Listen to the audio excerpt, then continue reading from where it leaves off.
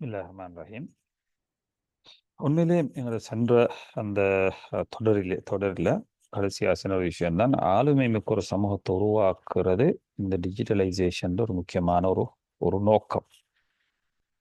ஆனால் இன்றைக்கு இந்த ஆளுமை மிக்க ஒரு சமூகத்தை உருவாக்குறதுல நாங்கள் சமூகமாக தோல்வி அடைஞ்சிருக்கிறோம். அப்போ இதை யார் முன்னெடுக்கணும் என்றால் பள்ளிகளுக்கு தான் இதை லீட் பண்ணணும் என்ற அந்த கெப்பாசிட்டி பள்ளிகளுக்கு மட்டும்தான் ஈக்குது என்றதை நாங்கள் போன தொடர்லையும் விளங்கப்படுத்தினோம். உண்மையிலே இந்த ஆளுமை மிக்க சமூகம், ஆற்றல் உள்ள சமூகம் தான் என்ன?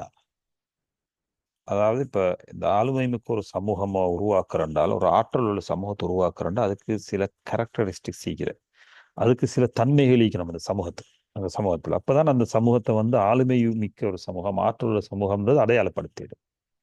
அதில் குறிப்பாக ரெண்டு மூணு விஷயங்களுக்கு லிஸ்ட் அவுட் பண்ணிடலாம். அதில் முதலாவது, அந்த சமூகம் இறை நம்பிக்கை, ஒழுக்கம், பண்பாடு, கலாச்சாரம் இதுகளில் ரொம்ப ஸ்ட்ராங்காக இருக்கணும்.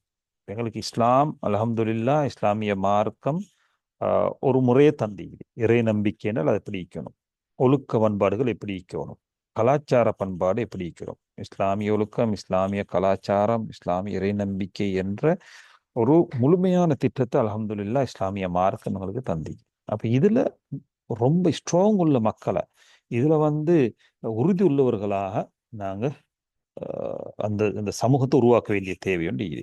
ரெண்டாவது, அறிவாற்றல் உள்ள சமூகம், அதுலேயும் நவீன அறிவாற்றல் உள்ள சமூகம். இந்த ட்ரெடிஷனல் அறிவாற்றல் எல்லாம் சரி வராது. இப்போ இருக்கக்கூடிய நவீன அறிவாற்றல், இன்றைய காலத்தில் இருக்கக்கூடிய இந்த அறிவாற்றல், இப்போ அதுகளை படித்து அந்த அந்த முறைக்கு அதுக்கு அப்போதான் சேலஞ்ச் பண்ணிடும். அப்போத்தான் இன்றைக்குள்ள அந்த நவீன அறிவாற்றலை உள்ள சமூகமாக உருவாகினால்தான் அதுக்கு எடப்ட் ஆகிடும். அதனால நவீன அறிவாற்றல் உள்ள சமூகம், அப்போ அப்படி ஒரு அறிவாற்றுள்ள சமூகத்தை உருவாக்கணும். அதே போல் பொருளாதார ஆற்றல் உள்ள ஒரு சமூகமாக உருவாகணும். அதுலேயும் நவீன பொருளாதார ஆற்றல். இன்றைக்கு நாங்கள் பிஸ்னஸ் செய்கிறோம், எங்கள்கிட்ட பொருளாதாரம் ஈக்குது, ரொம்ப ஸ்ட்ராங் ஆகிக்குது, எங்களுக்கு பெருமைப்பட்டு கொள்ளலாம். இன்றைக்கி எங்களோட பொருளாதார பொறிக்கிற பொருளாதாரமும் அவுடேட்டட் பொருளாதாரம் தான், ட்ரெடிஷனல் பொருளாதாரம் தான், நவீன பொருளாதாரம் இல்லை எங்கள்கிட்ட, அதுக்குரிய செட்டப் இல்லை. அதனால் ஒரு ஆளுமை மிக்க சமூகம் என்றால் இந்த மூணு விஷயத்திலையும் ரொம்ப ஸ்ட்ராங்காக இருக்கணும். இந்த மூணு விஷயத்திலும் ரொம்ப ஆற்றல் உள்ளவர்களாக இருக்கணும். மார்க்கம் அதை படிச்சிக்கணும், அக்கீதாவை படிச்சிக்கணும், அக்கீதாவில் இறை நம்பிக்கையில் ரொம்ப ஸ்ட்ராங்காக இருக்கணும், ஒழுக்கம், பண்பாடு, கலாச்சாரம் இவைகளை ரொம்ப ஸ்ட்ராங்காக இருக்கணும். அது மாதிரி அறிவாற்றல், பொருளாற்றல் உள்ள ஒரு சமூகமாக வளரணும். இப்படியான இந்த சமூகம்தான் ஆளுமை மிக்க சமூகமாக, ஆற்றல் உள்ள சமூகமாக, ஆதிக்கம் செலுத்தக்கூடிய சமூகமாக மாறலாம். இப்போ இது யார் செய்கிறது? இப்போ ஒரு வேலை செய்வோம், நம்பிக்கை, இறை நம்பிக்கை ஃபர்ஸ்ட் லைனை கொடுத்துருவோம் பள்ளிகளுக்கு, ரெண்டாவது லைன் அறிவாற்றலை கொடுத்துருவோம் ஸ்கூலுகளுக்கு, மூணாவது லைனை பொருளாதார ஆற்றலை கொடுத்துருவோம் பிஸ்னஸ் மேன் கையிலையும் அல்லது பணக்காரர்கள் கையில் கொடுத்துருவோம். இப்போ இதை நாங்கள் கொடுக்க தேவையில்லை. உண்மையிலே இன்றைக்கு இதுதான் நடக்குது. இன்றைக்கு நடப்பு இதுதான். பள்ளிகள் ஒரு சைடு எடுத்து செயற்பட்டுன்னு போகிறது, ஸ்கூல்கள் இன்னொரு பக்கம், சல்லிக்கிறவர்கள் இன்னொரு பக்கம், இப்படித்தான் பயணிச்சுட்டு. இப்போ இதனால் நடந்திக்கிற என்னன்றால், இதனால் நாங்கள் சமூகமாக ஆற்றல் உள்ளவர்களாக இன்னும் மாறல. இதனால ஒவ்வொருத்தரும் அவங்கவுங்க ஸ்டாராக, பர்சனல் இண்டிவிஜுவல் ஸ்டாராக ஆகிண்டிக்கிறாங்க. ஒவ்வொருத்தரும் அவங்கவுங்க இண்டிவிஜுவலாக ஸ்டார் ஆகிண்டிக்கிற அவங்களோட டொமைனில். ஆனால் சமூகமாக ஆற்றல் உள்ளவர்களாகண்டா இல்லை. இப்போ இன்றைக்கி இறை நம்பிக்கை கூடியவர்கிட்ட மற்ற ரெண்டுலேயும் ஃபெயில். அறிவாற்றலில் கொஞ்சம் ஆற்றல் உள்ளவர்களாக கொஞ்சம் முன்னுக்கிறவர் இறை நம்பிக்கையிலும் பொருளாதாரத்திலையும் ஃபெயில். பொருளாதார ஆற்றலிக்கிறவர் மற்ற ரெண்டுலேயும் ஃபெயில். இன்னத்தில் பெரும்பான்மையை சொல்கிறது, எக்ஸப்ஷனலாக ஒரு சிலர் ஈக்கலாம், ஆனால் பெரும்பான்மையாக இப்படித்தான் ஈக்குது. அதனால் இது ஒரு திட்டமிடப்பட்ட முறையில் கொண்டு போகலான தான் இதனை செய்து இதில் ஒவ்வொருத்தரும் அவரோட தனித்தனிப்பட்ட முறையில் இதாக இருக்கிறாங்க. அதனால தான் எங்களுக்கு பார்க்கலும் நோமலாக செய்து இன்றைக்கு கோடிக்கணக்கான, லட்சக்கணக்கில் கோடிக்கணக்கில் வாகனங்களை வச்சு ஓடக்கூடியவர்களும், கோடிக்கணக்கில் செலவழித்து வீடு கட்டக்கூடியவர்களும், பெரிய பெரிய தொழில் செய்யக்கூடிய அந்த ஊர்களில் பள்ளி இமாமுக்கு சம்பளம் எவ்வளோன்னா 30,000, 35,000, 40,000. என்ன செய்ய இதை வச்சு அந்த இமாம் கிட்டத்தட்ட ஒரு கேஸ் ஹேண்டில் பண்ணினோம். அவருக்கு 40,000 கிலோ தான் சம்பளம். அப்போ இது என்னென்றால் அந்த இன்பேலன்ஸ், அந்த ஆளுமை மிக்க சமூகத்தை உருவாக்கக்கூடிய ஒரு ஆளுமை மிக்க சமூகத்துடைய ஒரு அடையாளம் அல்லது. இது என்ன செய்யணும் என்றால், ஒரு ஆளுமை மிக்க சமூகம்னா இது மூணும் ஸ்ட்ராங்காக மாறணும். இது மூணும் ஒரு முக்கோணத்தில் ஒரு சொகரு மாதிரி, அந்த கூம்பினுடைய சொகரு மாதிரி. இந்த மூணின் ஒரு சைடு சுவரை மட்டும் கட்டினாலும் அடிச்சுன்னு விழுந்துடும். அல்ல ரெண்டு சைடை கட்டினாலும் அடிச்சுன்னு விழுந்துடும். என்ன செய்யணும்? மூணு சைடையும் திட்டமிட்டு ஒரு சேர முறையாக அது கட்டப்படணும். கட்டி அது அது வளர்த்தெடுக்கப்படணும். இதை எங்க யாரால செய்ய இயலும்டா? இதை மூணையும் ஒன்று சேர்த்து செய்ய இயலுமான ஒரு இடம் இது எங்கட மஸ்ஜிதுகள் தான். ஏன் மஸ்ஜிதுகளாக மாத்திரம் இயலும், ஏன் ஏனைய நிறுவனங்களால் ஏழாண்டு செல்றீங்கன்னு ஒரு கேள்வி வரலாம். இன்னைக்கு உண்மையிலேயே எங்கட சமூகம் மஸ்ஜிதோடு, இந்த இஸ்லாம் எப்படி என்றால் எங்கட சமூகத்தை மஸ்ஜிதோடு தான் இணைச்சு வச்சுக்குது, மஸ்ஜிதோடு தான் கனெக்ட் பண்ணி வச்சுக்குது. அதே போல எங்களோட மக்களும் அல்ஹம்துலில்லாஹ் மஸ்ஜிதோடு ரொம்ப இரக்கம் உள்ளவர்கள், மஸ்ஜிதோடு ரொம்ப கரிசனை உள்ளவர்கள் தான் எங்களோட மக்கள். சாதாரணமாக எங்களுக்கு புறக்கணிச்சிட்டு போக இயலாது.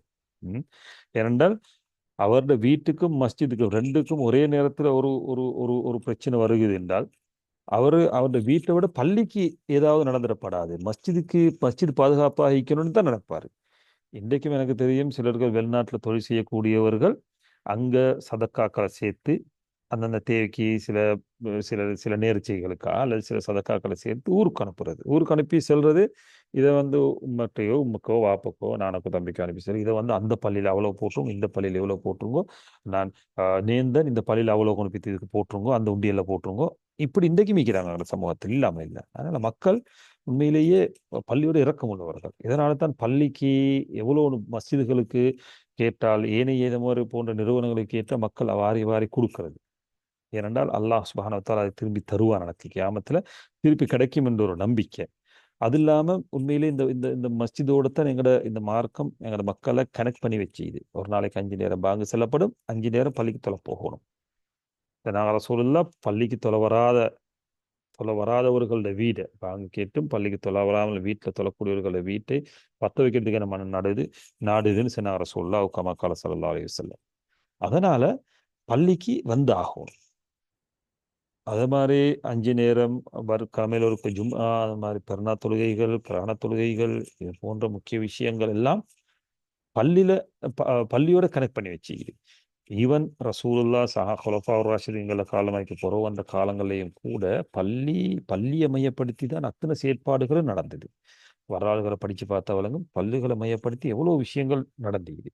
அதனால எங்களுக்கு எங்களோட பள்ளி எங்களோட மக்கள் பள்ளிகளோட கனெக்டட் ஆகிக்கிறது ஒரு விஷயம். ரெண்டாவது, பள்ளிகள் சென்னால் அதை கேட்கறது, அப்படியான ஒரு ஒரு ஒரு ஒரு பள்ளியின் மீது இருக்கக்கூடிய ஒரு மதிப்பு, இப்படியான இந்த விஷயங்கள் இருக்கிறதுனால இந்த விஷயங்களை முன்னெடுக்க இயலுமான ஒரு நிறுவனம் இந்த பள்ளிகள் தான், இந்த மஸ்ஜிதுகள் தான்.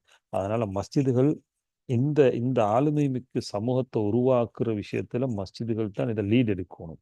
மஸ்ஜித் நிர்வாகங்கள் லீட் எடுக்கணும். எடுத்து ஏனையவர்களையும் உள்வாங்கி, இப்போ மஸ்ஜித் நிர்வாகம் எடுத்து அழிகிற 10 பேருக்கு 11 பேருக்கு மட்டுமே செய்யலாம். ஏனைய அறிவாற்றல் உள்ள யார் யார் இருக்கிறத ஐடென்டிஃபை பண்ணணும், அவங்களும் உள்வாங்கணும். பொருளாதார ஆற்றல் உள்ளவர்கள் யாருன்றதை ஐடென்டிஃபை பண்ணி அவங்களும் உள்வாங்கணும். உலமாக்களை, மார்க்கம் படித்தவர்களை, மார்க்க மேதைகளே உள்வாங்கணும். இப்படி இந்த எல்லா சாராரையும் உள்வாங்கி என்ன மாதிரி இதை எங்களுக்கு செய்யணும், என்ன மாதிரி இதை மேம்படுத்தேலும்ன்றத யோசிக்கணும். அது இல்லாமல் பள்ளிக்கு டொய்லெட் கட்டுறதுக்கு தேவை வந்தனைக்கு அல்லது மிம்பர் கட்டுறதுக்கு தேவை வந்தனைக்கு சல்லிக்கராக்கள் மட்டும் உள்வாங்கி அவங்கள மட்டும் நாடி அவங்களோட போய் சல்லியை வாங்கி மிம்பர் டொய்லெட் கட்டுறது இல்லை வேலை. சமூகத்தை கட்டி எழுப்பணும். அதுக்கு இப்படியான ஆக்களை உள்வாங்கணும். பள்ளிகள் அதுகளுக்கு திட்டமிடணும். பள்ளிகளோட மஷூரா டேபிள்ல இந்த விஷயங்கள் பேசப்படணும். அதனால இந்த இந்த இந்த ஆளுமை மிக்க சமூகத்தை உருவாக்குறதுல பள்ளிக்கு பெரிய ஒரு பங்கு இருக்குது. அதனால தான் எங்களுடைய முதற்கட்ட முயற்சியாக ஃபர்ஸ்ட் ப்ரையாரிட்டியை பள்ளிக்கு கொடுத்து அது மஸ்ஜிதுகளை மையப்படுத்தி மஸ்ஜிதுகளுக்கு ப்ரையாரிட்டியை கொடுத்து செய்யறதுக்குரிய திட்டத்தை வச்சிக்கிறது. ஏனென்றால் இந்த இந்த ஆளுமை மிக்க சமூகத்தை உருவாக்குறதுல பெரும்பகுதியை வகிக்கிறது இந்த மஸ்ஜிதுகள் தான். அதற்காக ஏனைய நிறுவனங்கள் நீங்க பள்ளியை முடிச்சுட்டு வாங்க அதுக்கு பிறகு நாங்கள் இதை செய்வோம் அப்படின்னு இருந்துடாம, ஏனைய நிறுவனங்கள் வந்தால் அவங்களுக்கும் செஞ்சு கொடுக்கறதுக்கு தயார். அவங்க வராத பட்சத்தில் முதலாவது மஸ்ஜித் விஷயங்களை முன்னெடுத்துட்டு அதுக்கப்புறம் அவங்களோட விஷயத்துல ஊக்கமுட்டுறதுக்குத்தான் எங்களோட பைப்லைன் இருக்கிறது. அது இல்லாமல் ஏனைய நிறுவனங்கள் எங்களுக்கு செய்யப்படும் ஒன்று வந்தால் அல்ஹம்துலில்லாஹ் அதுக்குரிய ஏற்பாடுகளையும் செய்யறதுக்கு தயாராகத்தான் இருக்குது எங்களுடைய டீம். சரி, இப்போ இதுல உண்மையில இந்த இந்த இந்த ஆளுமை மிக்க சமூகத்தை உருவாக்குறதுல மஸ்ஜிதுகளுக்கு இருக்கக்கூடிய பெரிய ஒரு பொட்டில் நெக் என்னென்றால், ஒரு நெருக்கடி என்னென்றால் அதனுடைய பொருளாதார நெருக்கடி பெரிய ஒரு நெருக்கடி. அப்ப பொருளாதார நெருக்கடியிலிருந்து இந்த மஸ்ஜிதுகள் வெளியே வரணும். பொருளாதார நெருக்கடியிலிருந்து இந்த மஸ்ஜிதுகளை வெளியே கொண்டு வர வேண்டிய தேவை இருக்குது. அப்ப அதுக்குத்தான் நாங்கள் ஆரம்பத்தில் சொன்னது மாதிரி இந்த ஃபைனான்சியல் டிசிப்ளின் தேவை. அந்த ஃபைனான்சியல் டிசிப்ளினை கொண்டு வரத்துக்கு இந்த டிஜிட்டலைசேஷன் தேவை. இப்போ கொப்பியில் கணக்கு எழுதி ஃபைனான்சியல் டிசிப்ளின் கொண்டு வர இயலாது. அதனால இந்த டிஜிட்டலைசேஷனுக்கு போகணும். அதுக்கு போனால்தான் இது அடுத்த கட்டமாக எங்களுக்கு இந்த பொருளாதார நெருக்கடியிலையும் எங்களோட பள்ளிகளை அடுத்த விடுவிக்கிறது. உண்மையிலேயே இன்றைக்கு எங்களோட மஸ்ஜிதுகள் சொல்லப்பட்டது மாதிரி பொருளாதார நெருக்கடிக்குள்ளதான் ஈக்குதா, அல்லது நீங்கள் சும்மா கூட இஷ்டத்துக்கு 4 விஷயத்தை மேலோட்டமாக பார்த்துட்டு ஈக்கிற நடப்போல பார்த்துட்டு சொல்றீங்களான்னு ஒரு கேள்வி வரையும். உண்மையில் இது சம்பந்தமாக தேடின நேரத்தில் இது சம்பந்தமான ஒரு ஆய்வு செய்யப்பட்டு இது அவருக்கு அல்லா ரஹ்மத் செய்யணும். இப்போ அந்த ஆய்வில் இது எடுத்த தரவுகள் தான் இப்போ பாருங்க. இதுதான் மஸ்ஜிதுகளின் நிதி ஆரோக்கியம். இதுதான் பாருங்க. இதில் 75% பள்ளிகள் ரெட் ஜோனில் தான் நிற்குது. அதாவது ரொம்ப கஷ்டத்தோட அல்லது வரக்கூடிய பொருளாதாரத்தை வச்சு மேனேஜ் பண்ணிட்டு போகக்கூடிய நிலைமையில தான் நிற்கிது 75% பள்ளிகள். 25% பள்ளிகள் தான் பொருளாதார தன்னிறைவோட கிரீன் ஜோன்ல பயணிக்குது. இப்போ மஸ்ஜிதுகளையே 75% பள்ளிகளையே பொருளாதார நெருக்கடிக்குள்ள சிக்கி நிற்கிறாண்டால் அந்த நிர்வாகம் என்ன யோசிக்கும்? எப்படி இந்த மாசத்துல ஹதரத்துக்கு சம்பளத்தை கொடுக்கறது, மோதினாருக்கு சம்பளத்தை கொடுக்கறது, ஓட்டர் எலக்ட்ரிசிட்டி பில் எப்படி கட்டுறது, ஏனைய மெயின்டெனன்ஸ் வேலையை எப்படி செஞ்சு முடிக்கிறன்றது அவங்களோட நோக்கமாய்க்குமே தவிர அவங்களுக்கு அதுக்கு அங்கால சமூகத்தை பற்றி ஆளுமை மிக்க சமூகம் எல்லாம் நினைக்கிறதுக்கும் டைம் இருக்காது. இப்போ பெரும்பாலான பள்ளிகள் இப்படியான நிலைமையில ரெட் ஜோன் லீக்குள்ள எங்களுக்கு எப்படி ஒரு ஆளுமை மிக்க சமூகத்தை உருவாக்குறது எதிர்பார்க்கலாம் பள்ளிகள் மூலமாக. அதனால் உண்மையிலே பள்ளிகளை முதலாவது அந்த ஆரோக்கிய அந்த அந்த அந்த அந்த நிதி நெருக்கடியிலிருந்து வெளியே கொண்டு வரணும். என்றால் 75% பள்ளிகள் அந்த நிதி நெருக்கடிக்குள்ள கஷ்டத்தோட தான் ஓடி நிற்குது. வரவும் செலவும் சிலது வரவு குறைய செலவு கூட, சிலது வரவும் செலவும் ஈக்குவலாக இருக்குது. அப்போ இந்த நிலைமையிலேருந்து இந்த பள்ளிகளை நாங்கள் வெளியே கொண்டு வரணும். அப்படி கொண்டு வரதுக்கு தான் அடுத்தடுத்த கட்டங்களுக்கு அவங்களுக்கு யோசிக்க ஏழுமாக இருக்கும். அது இல்லாமல் மஸ்ஜித் வந்து நிதி நிர்வாக மேம்பாடு எப்படி இருக்குது, அவங்களோட ஃபைனான்சியல் மேனேஜ்மெண்ட் எப்படி இருக்குதுன்னா அதுலேயும் வந்து ரெட் ஜோனுக்குள்ள தான் அதிகமான பள்ளிகள் இருக்குது. 62% பள்ளிகள் உண்மையிலேயே போனிய வருடங்களையும் விட நிதி நிர்வாகம் ஃபைனான்சியல் மேனேஜ்மெண்ட் எல்லாம் வந்து 41% பள்ளிகள் அதே மாதிரி தான் போகுது. எந்த ஒரு முன்னேற்றமும் காணல. 20% பள்ளிகள் ஈக்கிறதை விட மோசமான நிலைமைக்கு போயிட்டுது. ஒரு 40% பள்ளிகள் தான் ஈக்கிறதையும் விட 40 இல்லை 38 என்று நினைக்கிறேன்.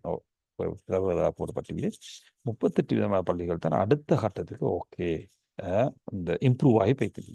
அதனால உண்மையிலே மஸ்ஜிதுகள் இது வந்து நான் போட்டிக்கிறேன் கீழே போட்டிக்கிறேன் ஃபைனான்சியல் மேனேஜ்மெண்ட் ப்ராக்டிசஸ் ஆஃப் மோஸ்க்ஸ் இன் ஸ்ரீலங்கா என்று MIM ஜசீல் என்ற சகோதரர் தான் சவுத் ஏஷியன் யூனிவர்சிட்டியில் இருக்கக்கூடியவர். அவர் நான் நினைக்கிறேன் இது ஒரு 10 வருடத்துக்கு முந்தி செய்யப்பட்ட ஒரு ஆய்வு. அல்ஹம்துலில்லா அவர் இந்த ஆய்வை பல சிரமங்களுக்கு மத்தியில் அவர் செஞ்செடுத்துக்கிறார். அவருக்கு ரஹ்மத் செய்யணும். 10 வருடத்துக்கு முந்தி செய்யப்பட்ட ஆய்வாக இருந்தாலும் இன்றைக்கும் இதுதான் நிலைமை. ஏனென்றால் கண்கூடாக சில பள்ளிகளுக்கு ஆடிட்டிங்களுக்கு போகிற நேரத்துக்கு அக்கௌண்ட்ஸுகள் ஆடிட் பண்ணுற நேரத்துக்கு சில விஷயங்களை இதுக்கு போகிற நேரத்துக்கு எங்களுக்கு கண்கூடாக பார்க்கலும் ஆகிக்குது. அன்றைக்குள்ள அதே சுச்சுவேஷன் தான் இன்றைக்கும் பள்ளிகளில் இருக்குது. அதனால் இந்த நிலைமைகள் மாறணும். ஆனால் உண்மையிலேயே நிர்வாகிகள் கஷ்டப்பட்டு அக்கௌண்ட்ஸ்களை செய்கிறாங்கோ, கஷ்டப்பட்டு நிதிகளை செய்கிறாங்க. ஒரு ஒரு இதுக்கு ஆடிட்டுக்கு போய்த்திருந்தேன். அவருடைய பொருளாளர் அவர் சிலர் அதில் தேர்ந்த தொழிலில் நிஷ்டம் வைத்தாலும் பரவாயில்ல, பள்ளி கணக்கு வழக்கில் முன்னுக்கு பின்னுக்கு ஆயிடப்படாதுன்ட்டு ரொம்ப கரிசனையாக நான் டைம் செலவழித்து இதுக்கு செய்கிறேன், நீ சரி வெளியான கொஞ்சம் பாருங்கன்னு கொண்டு சொல்கிறாரு. உண்மையில அந்த அளவுக்கு பக்குவமாக செய்கிறாங்க வாக்கள். ஆனால் அது ஒரு முறைப்படுத்தப்பட்டில்லை, அது ஒரு சிஸ்டமைஸ் படுத்தப்பட்டில்லை, ஒரு ஸ்ட்ராட்டஜிக்குள்ளே இல்லை. அதனால் உண்மையிலே கஷ்டப்பட்டு செய்கிறாங்கோ, சரி ஹார்ட் ஒர்க் பண்ணுறாங்க, ஸ்மார்ட் ஒர்க் இல்லை. அதனால் இதனுடைய பிரதிபலிப்புகள் எங்களுக்கு இன்னும் அடைஞ்சு கொள்ள இயலாமல் இருக்குது. அதனால தான் சொல்கிறோம் இதுகளெல்லாம் முதலாவது இந்த நிதி இதுலேருந்து கொண்டு வரதுக்கு, இதுலேருந்து வெளியே வாரத்துக்கு நாங்கள் இந்த டிஜிட்டலைசேஷனுக்கு நாங்கள் மாறியே ஆக போகணும். அடுத்தது வந்து இந்த பள்ளிகளுடைய வருமான ஆதாரங்கள், அடுத்தது செலவு இன்கம் சோர்ஸ், அடுத்தது எக்ஸ்பென்ஸ் பேட்டர்ன். இப்படி ரெண்டு விதமான சப்ஜெக்டுகள் இருக்குது.